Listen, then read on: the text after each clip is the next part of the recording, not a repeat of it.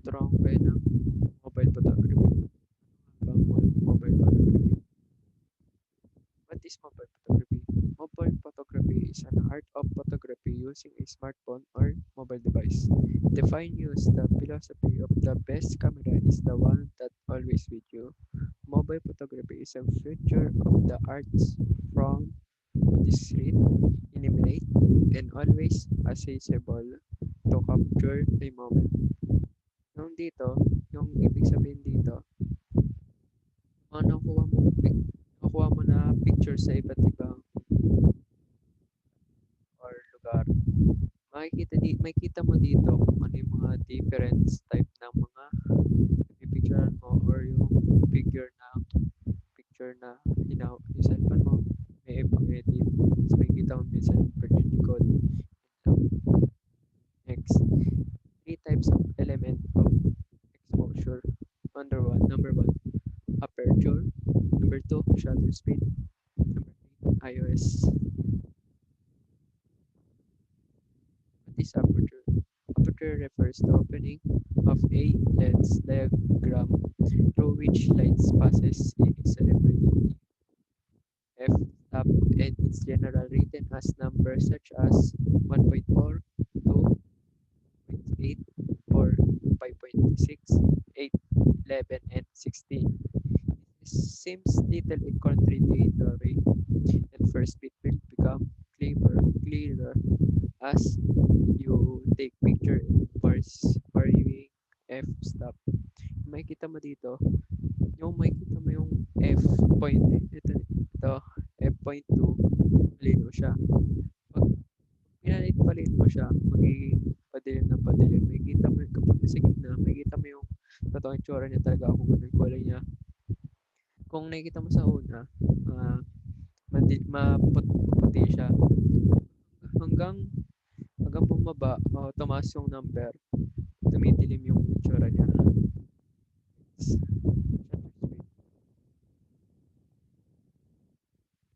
Shutter speed. The shutter speed controls how long lights enter the lens and hits the image sensor or film plane. The shutter speed enable you to capture the words in split second, but it also absorb the word at speed upwards of 3 and 4 seconds, remaining continuous open until the photographer wants to close to certain.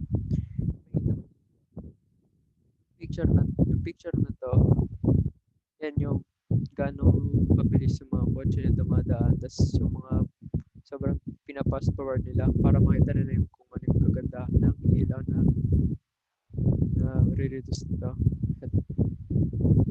Next, different shutter speed settings. Picking the ideal shutter speed, long length, or focal length range. In case of zoom, usually be the purpose consist with the using a lens and specific photograph or type of photography. The focal length the lens determines the characteristics that are very important to photographers' magnification and angle of view. Yung ibig sabihin dito, may mga distance siya, distance yung mga photographer pipicturean yung isang bagay na yun or view na maganda. Yung namimili siya ng lens niya kung malayo ba o malaki ba. Pag malaki, view lahat, makikita lahat. Pag lumiit yung lens mo, pag pinalit mo yung lens mo, yun lang yung pinafocus niya. Second naman, consider focal length or longer length. You will probably need faster shutter speed. Without image stabilization, you are best to use the shutter speed limitator that is large than the length. So for 200 mm lens, your ideal speed will be 1.5 to 250 for a quality photograph. Yung sinasabi dito, faster speed stabilization yung shutter speed ng large na length na narurudos ng lens mo pag picture ka. Okay, next. How shutter speed settings. Number one, put your camera manual mode to change the shutter speed. If you have a can also put in TV if you have TV code or Sony will also work. 7. There should a dial or arrow shows somewhere on your camera. Move dial left or right, arrows up and down depending of the shutter you want. Third, which higher shutter speed the lens time should leave the shutter open and the lens exposed to the light. In general, higher shutter speed are better for daytime photograph, whereas lower shutter speed are better for nighttime.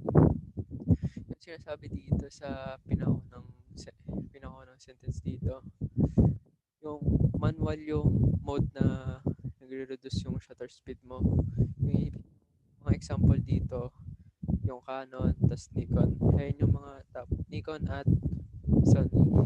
Ayun yung mga example na na-change sa manual yung shutter speed ng pinipicture niya or video niya. Tapos yung second naman dito, nagde-depend siya sa shutter speed na gusto mo na makunan na isang picture na mabilis. Third naman, yung higher shutter speed. Ayun yung pinakita ko ng yung shutter speed na explain ko ng una nito. Yun yung gano'ng kabilis, parang pinapaward niya pag sa gabi. Ano na yun, iOS. So, what is ISO? ISO speed controls how sensitive the camera sensor the light reach in a higher ISO. Settings make your camera sensor more sensitive to light, allow you to capture shot in the dark place. It will also influence the shutter speed and aperture speed settings. Read on to find out more about how it affects your shot. Yung sinasabi dito, sensitivity yung camera niya, sensor daw. Kita mo dito sa ISO 100, madilim yan. Ayun yung tuloy na binibidyo. Pag sa iOS 200 na, magre-range siya ng konti. Tapos dito, yung ISO, parang mag-umaga pa lang. Sa SNO 800, ayun yung malalabas yung araw niya. Yung ISO 1600, ayun yung pinakalight na version na ISO speed control. Sensitive. How to set your shutter speed. Number 1. Put your camera into manual mode to change the shutter speed.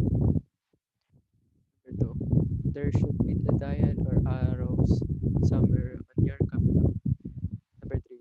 The shutter speed for format is usually 1.5 1000, 1 up to 150, and 1.5 and 1.5 1 and 1/4, etc. Per shutter speed is measured in function of a seconds. Yung sinasabi dito sa una nito, yung camera manual mode to change the shutter. So, minamanual yung ginagawa mo yung pagpicture mo, manualin mo yun, change mo siya ng view, ng posture mo pagpipicturean. Yung number 2 naman, should be dial arrows somewhere on your camera. May mga arrows dito, may kita mo dito, front mas malayo. Kaya pupunta sa site ito para makita mo yung mga guides.